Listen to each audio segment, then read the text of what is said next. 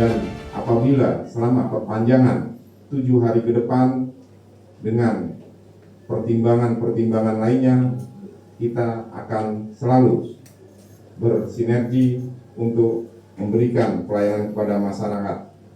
Selanjutnya, dengan mengingat masih adanya korban yang belum ditemukan, penyesuaian operasi SAR dengan unsur-unsur terlibat dengan kebutuhan yang dibutuhkan.